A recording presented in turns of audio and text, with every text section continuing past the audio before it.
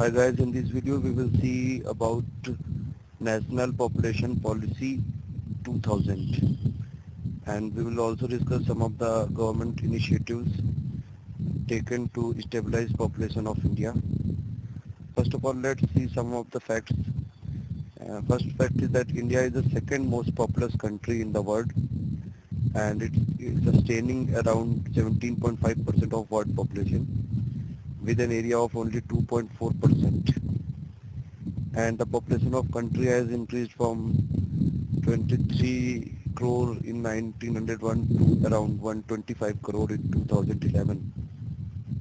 Even now India continues to add about 3 crore people per year. This is just an approximate figure. And why this is so? Because more than 50% of the population is in reproductive age group. That is, most of the population is youth, and that is why their reproductive capacity is very much in India.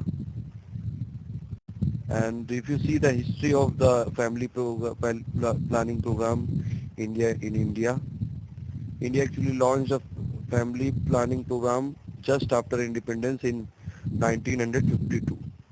Though the birth rate started decreasing, but the reality was that there was a sharp decline in death rate also.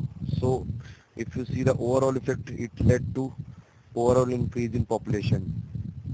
Then in 1976, first national population policy was formulated and tabled in parliament. But the statement was neither discussed nor adopted because of the conditions at that time. The emergency was there. So government focus was not on the critical issues like national population policy. And then came the national health policy in 1983. It is just for need for securing the small family norm, but it was through voluntary efforts and moving toward the goal of population stabilization.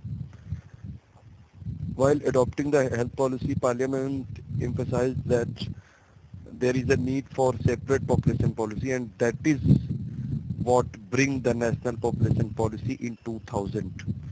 So it took about 17 years uh, to think about the national population policy, and it actually came after the elections. Now, if you see, there are three type of objectives in National Population Policy 2000. First one is short-term objective, then medium-term objective, and then long-term objective. The short-term objective of National Population Policy was to address the unmet needs for contraception because it is very necessary to control the population. Then healthcare infrastructure and personnel. Government need to focus on some of the basic infrastructure facilities for healthcare, and then to provided integrated service delivery for basic reproductive and child healthcare. So these are the short-term targets. Unmet, like first one is the contraception need, then healthcare infrastructure and personnel, then provided integrated service delivery and for basic reproductive and child healthcare. Then medium-term objective of this National Population Policy 2000 was to bring total fertility rate, that is the average number of children a woman bears over her lifetime, to replacement level by 2010.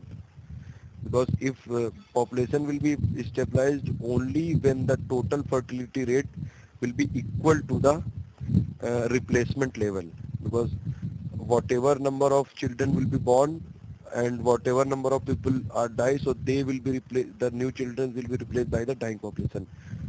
So then only the population will be stabilized. And the long-term goal of this NPP 2000 was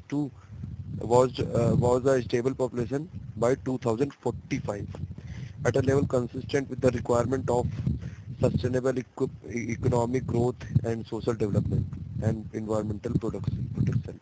Because sustainable means you just need to growth economically keeping in mind the resources and all the things, so that future generation will also benefit from all the resources and all the uh, environmental resources and other economic opportunities.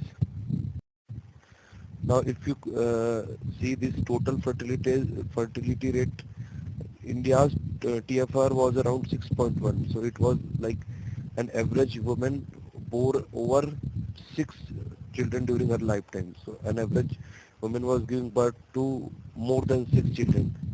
Then over the years, has been a noticeable decrease in this figure. And the latest figure, according to National Family Health Survey, in 2005-6 was around 2.7, but currently it was around 2.4. The NTFR is almost one child higher in rural areas than in urban areas. There are some factors we will see in next slide. And TFR also varies widely across states. Like the states which are having high literacy rate, the TFR is less for that. Like Andhra Pradesh, Goa, Himachal Pradesh, Karnataka, Kerala, Maharashtra, Punjab, Sikkim, Tamil Nadu, they have reached a TFR of 2.1 or less, or even less than that. Like Kerala has a TFR level of around 1.8. But several other states, like these Bimaru states, UP, Bihar, MP, Rajasthan, Odisha, Uttarakhand, Jharkhand, and Chhattisgarh, where over 40% of the population lives, TFR is still very, very high. So there are some factors actually which affect that. There are 4 or 5 factors. First is low socio-economic development. Bimaru states, they have a very high birth rate, then infant mortality. To compensate for the death, the people reproduce more than early marriage, and early marriage have the highest probability of more children than level of education. Then use of contraceptive is less, and then other socio-economic factors like the desire for a meal check. Government has taken a lot of initiatives, like NPP 2000 gave a focused approach to the problem of population stabilization. We have earlier seen that this NPP has 3 type of goals: short-term goals and medium-term goal and long-term goals. So long-term goal was to stabilize the population by 2045, and that is why after following the policy, the government enacted the Constitution 84th Amendment Act 2002. This amendment actually extended the freeze on the state-wise allocation of seats in the Lok Sabha and Rajya Sabha to 2026, and it was expected that this would serve as a motivational measure in order to enable state governments to fearlessly and effectively pursue the agenda for population stabilization contained in the NPP 2000. Then National Commission on Population was formed in the year 2000. The commission chaired by PM, and it has a mandate to review, monitor and give directions for the implementation of NPP 2000. Then there are some more programs like Jansankya Sthirta Kosh, or National Population Stabilization Fund was set up as an autonomous society of Ministry of Health and Family Welfare in 2005. Its broad mandate was to undertake activities aimed at achieving population stabilization. Then programs like NRHM, Janani Suraksha Yojana, ICDS, they also have been launched by various governments to tackle the healthcare needs of, because NPP targets, short-term targets was 3. First one was to contraceptive, then healthcare infrastructure. So to make the healthcare infrastructure, there are several programs has been launched in the direction of improving the healthcare needs of the people, like NRHM, then Janani Suraksha Yojana, ICDS, and all those. They are actually expected to contribute to population stabilization. That free contraceptives are also being provided to the poor families. In addition, some monetary incentives are also given to couples undertaking permanent family planning measures. And if you consider the nutrition and educational problem, they are being targeted to the programs like midday meal scheme, and recently enacted to right to education also. The Congress government actually, they have taken some harsh measure, under Indira Gandhi, because Indira Gandhi was was actually she believe in only dictatorship. So she, she direct her son Sanjay Gandhi to, to go for some harsh measures during the 1980s also.